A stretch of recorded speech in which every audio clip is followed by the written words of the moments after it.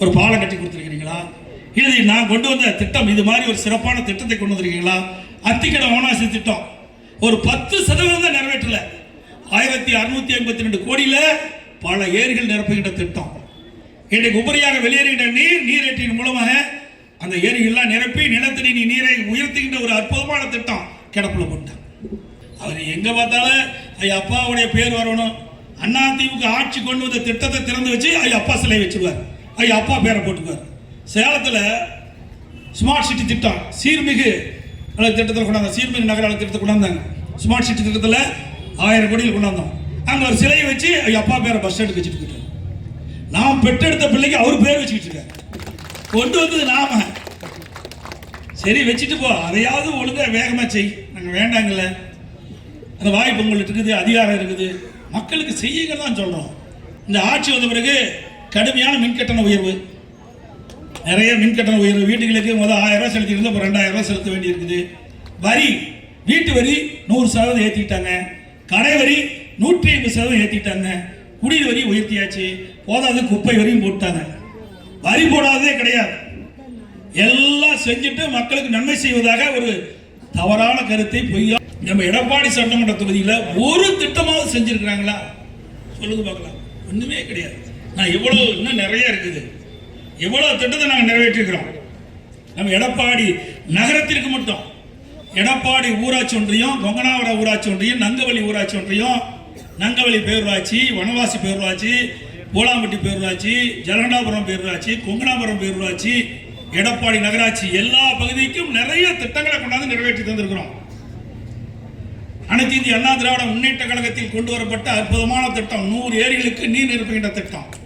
12 ஏரிகளுக்கு அது கூட பொறுக்க முடியல. 3 ஆண்டு காலம் கிடப்பில் போட்டாங்க. தண்ணி எல்லாம் மேட்டூர் அணை நிரம்பி உபரி நீர் போய் கடல்ல போய் கிடைக்குது. இன்றைக்கு இந்த திட்டத்தை நிறைவேற்றியிருந்தா நீரேற்றின் மூலமாக 100 ஏரிகளுக்கு கொண்டாந்து நிரப்பியிருக்கலாம். நிலத்தடி உயர்ந்திருக்கும், குடித நீருக்கு தேவை நீர் கிடைச்சிருக்கும், விவசாயிகளுக்கு தேவை நீர் கிடைச்சிருக்கு, இந்த பகுதி விவசாய தொழிலாளிக்கு வேலை கிடைச்சிருக்கும்.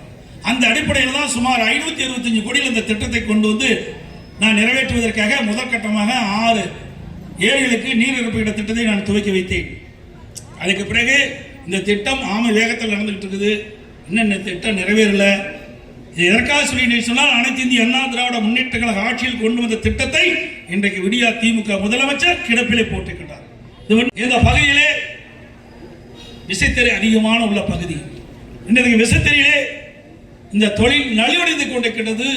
இந்த தொழில் நலிவடைந்ததை சீர் செய்வதற்கு என்ன நடவடிக்கை எடுப்போம் என்பதற்கெல்லாம் இந்த அரசாங்கத்தை பற்றி கவலை இல்லை.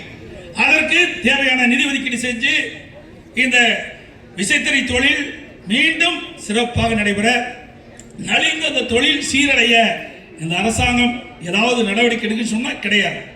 ஏன்னா இன்றைக்கு பெரும்பாலும் நம்முடைய தொகுதியை பொறுத்த வரைக்கும் நெசவாளர்கள், விசைத்தறி தொழிலாளர்கள், விசைத்தறி உரிமையாளர்கள், விவசாயி 3 தொழில் தான் பிரதான தொழில். இன்றைய தினம் இந்த விடியா திமுக ஆட்சி வந்த பிறகு நெசவு தொழிலும் நலிந்து விட்டது, விசைத்தறி தொழிலும் நலிந்து விட்டது.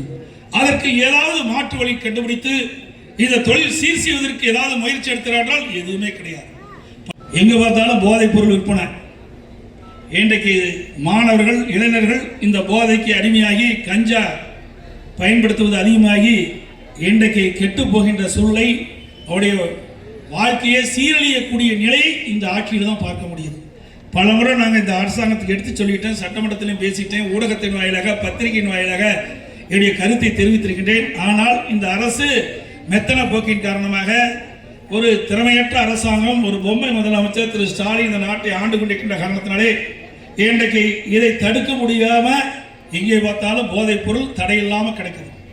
இதனால் நம்முடைய மாணவர்கள், இளைஞர்களுடைய வாழ்க்கை சீரழியக்கூடிய காட்சியை நாம் பார்க்கிறோம்.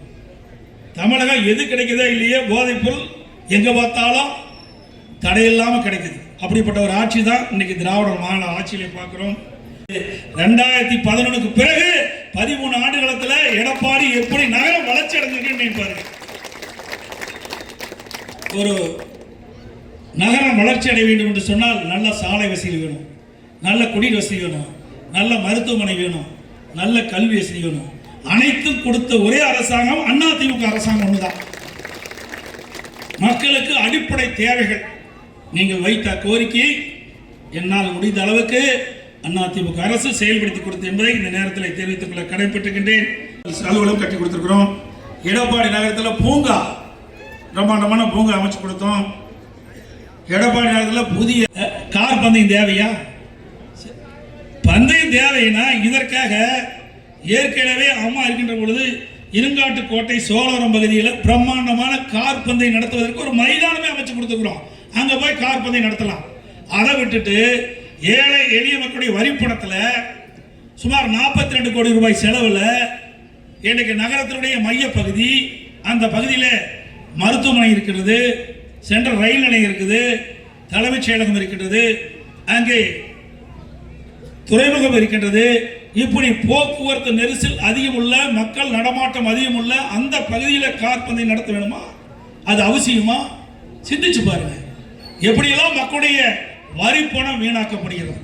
இதனுடைய சொந்த விருப்பத்திற்கு மக்களுடைய பணத்தை இன்றைக்கு சூதாரித்தனமாக இன்றைக்கு செலவழிப்பதை கண்டிக்கத்தக்கது. இது மக்களுடைய பணம். இன்னைக்கு மக்களுக்கு எவ்வளவு தேவை, இன்றைக்கு அடிப்படை தேவைகள் நிறைய இருக்குது. இன்னும் மக்களுக்கு செய்ய வேண்டிய திட்டங்கள் நிறைய இருக்கின்றது. அதற்கு இந்த பணத்தை பயன்படுத்தலாம். அதை விட்டுவிட்டு கார் பந்தயம் நடத்துவதற்கு இன்றைக்கு இந்த விடியா திமுகவுடைய விளையாட்டுத்துறை அமைச்சர் விளையாட்டாக இதை செய்து கொண்டிருக்கின்றார். தான் வேதனை அளிக்கின்றது. ஆகவே மக்களுடைய எண்ணங்களை புரிந்து ஆட்சி செய்ய வேண்டும். ஆட்சி பொறுப்புக்கு வந்தவர்கள் மக்களுடைய பணத்தை ஊதாரித்தனமாக செலவு செய்வதை ஒரு காலம் ஏற்றுக்கொள்ள முடியாது. இது மக்களுடைய பணம். ஆகவே மக்களுடைய பணம் மக்களுக்கு போய் சென்றடைய வேண்டும். அதான் ஒரு நிர்வாக திறமையுள்ள அரசாங்கத்திற்கு எடுத்துக்காட்டு. ஆனால் இன்றைய அரசாங்கத்திற்கு அதெல்லாம் கவலை இல்லை. மக்களை பற்றி கவலைப்பட இல்லாத ஒரு அரசாங்கம் இன்னைக்கு திராவிட மாடல் ஆட்சி என்று சொல்லிக் கொண்டிருக்கின்ற திரு ஸ்டாலின் தலைமையில் இருக்கின்ற திமுக அரசாங்கம் என்பதை இந்த நேரத்தில் நினைவுகூர்ந்து, அதிமுக அரசாங்கம் என்பது மக்களுடைய அரசாங்கம்.